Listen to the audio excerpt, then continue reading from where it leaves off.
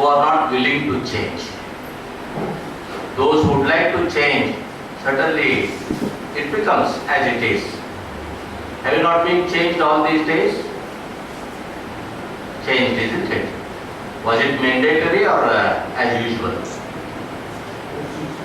Then what made you to say that it is mandatory? Anyway, first you listen, Nandish, and later on we will have the arguments.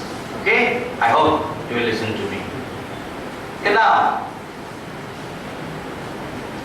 I was saying that the change is inevitable. Inevitable because change takes place. Change will be of two types. One is macro change and the other one is micro change. And they are mutual. The macro change is societal change. Maybe the tempo of social change may alter. Sometimes it is very fast and quick. Sometimes it is very gradual and slow. But anyway, change will be there. Change is a part of the world. Wherever the social order is there, the change is inevitable. We have noticed all along, from primitive to the 21st century modern society, that the social change is inevitable. Then now, as we are noticing the change, we are living the change, probably I will undergo a change, which is known as a micro change, a psychological change. The individual is dynamic. He himself is bound to change. Then always what happens, when individual is getting changed, majority of the individuals are getting changed and they are going to produce the social change. Look at that, how it is going to happen. The individual is getting influenced by the social change and he changes. Then the individual is changing and thereby he is going to produce the social change. It's just like whether the tree is first or the seed is first. Whether the tree is first or seed is first. Probably it is both ways. It is mutual. That I change, I produce change if I am capable of. The topic that has been given to me is certainly that leading and managing change and improvement. Okay, improvement has been added to it and that is a positive change. Improvement is nothing but it is a positive change. The change is inevitable. One can manage change and thereby I can change myself and produce the change. And if I am not changing, probably I fail to perceive the changes there in the society and thereby I fail to produce the change anywhere. Therefore, individual being dynamic, therefore he is capable of perceiving the change, accepting the change, he himself getting changed and thereby producing the change. And we expect that this change should be always positive. Because it is going to be helpful to the social order and it is going to be helpful to the individual. Any change that is going to take place should be progressive. Then only that change is acceptable, desirable, and that change is always better for the individual as well as social order. Now, we are planning for a kind of change there in the social order and probably we are dealing with a social system known as teaching learning program. We are all teachers and we are dealing with the students. And we would like to bring about a systemic change there in our teaching learning program. Be with me and how well I can manage, I can lead the change there in the social order relating to teaching learning program. First of all, teaching learning program has four important components.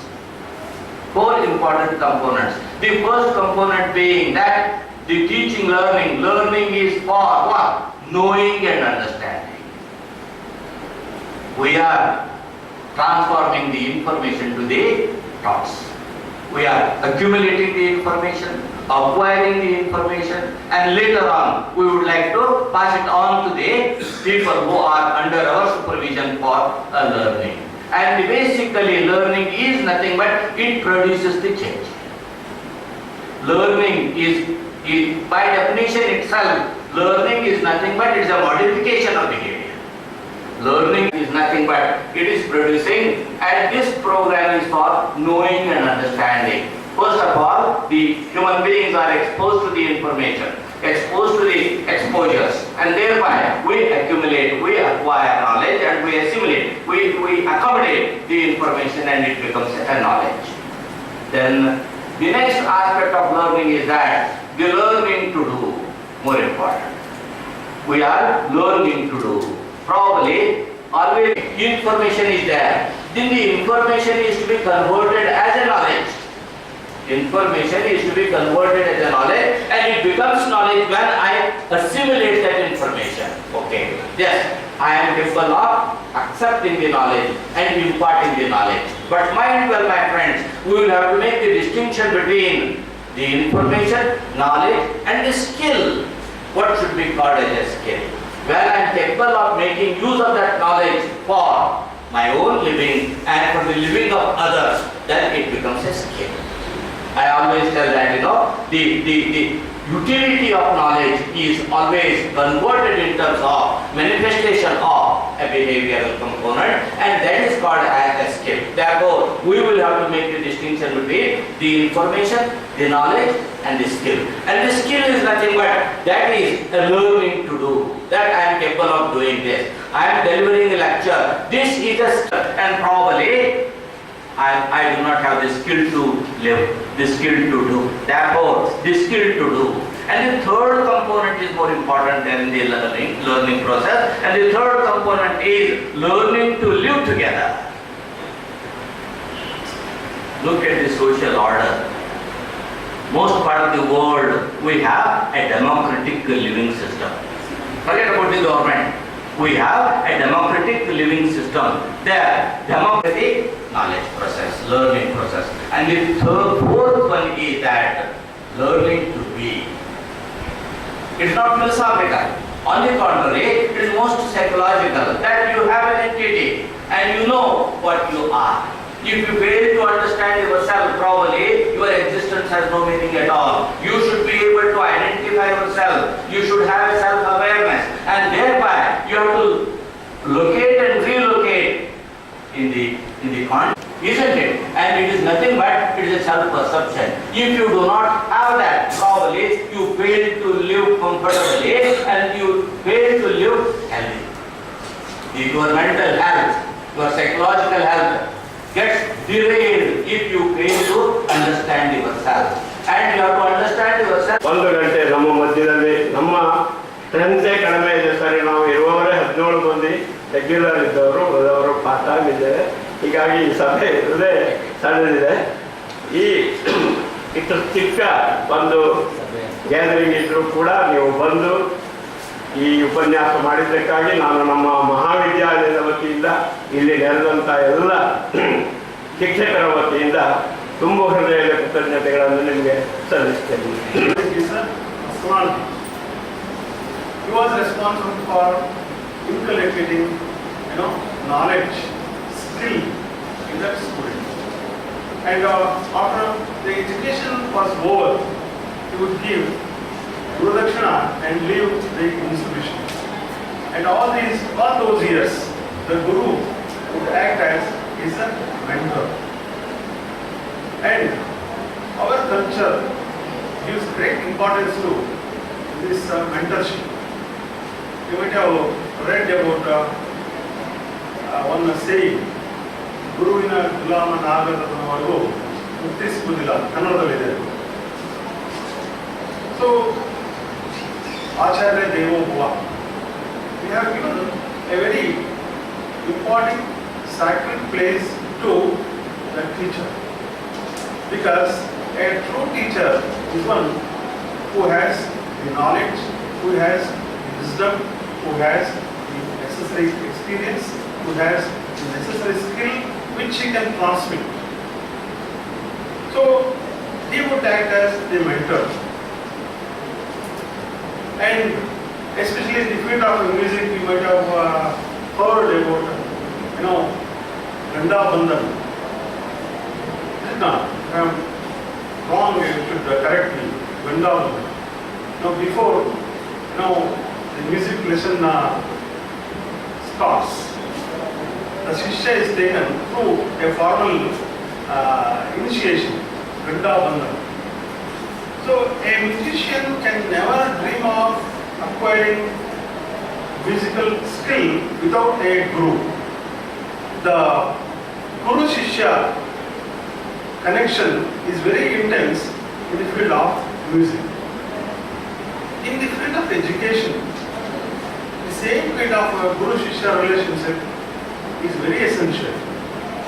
So as teachers, you must take pride in knowing that it is we who act as mentors. And almost all the well-known personalities, celebrities have come up in life only because of the help they have received from their teachers, from their mentors. For Arjuna, it was Krishna. For Ekalavya, it was Drona. Drona did not teach the archery to Ekalavya. He refused. But still, Ekalavya was bent upon learning archery. So he kept the idol of Drona and practiced archery. And he considered Drona as his guru. And even in recent times, whatever big names you hear, they have one or the other mentor. You take Warren Buffett. Have you heard about Warren Buffett? Who is Warren Buffett? Investor. Ace investor. He is considered as the most successful investor in the world, and he is the most richest person in the world. He is also known for the charity, the philanthropic contribution which he has made, and he picked up the art of investment, the skills of investment from Graham. His name is Benjamin Graham. It was Benjamin Graham who inculcated the skills of investment in Buffett, Warren Buffett, and Bill Gates. Bill Gates credits his success in the field of software industry to Edward Roberts. Bill Gates had a mentor in Edward Roberts. Bill Gates, wrote a software at the instruction of Edward Roberts, and Edward Roberts was so much fascinated by the work put out by Bill Gates, and he took him in his firm and trained him, and now Bill Gates has become a legendary figure. So behind the success of every celebrity, there is a mentor. So mentor is very, very essential. Mentoring is very, very essential.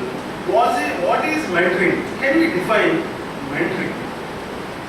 Mentoring is a process of transmission of knowledge, skill, wisdom by a person who is more knowledgeable to a person who is less knowledgeable. So naturally, the teacher is more knowledgeable. He transmits his knowledge to the student who is less knowledgeable. But in mentoring, it is not just about teaching, giving few lessons. Mentoring involves the molding of the total personality of the mentee. Mentee is the pupil, student, the disciple.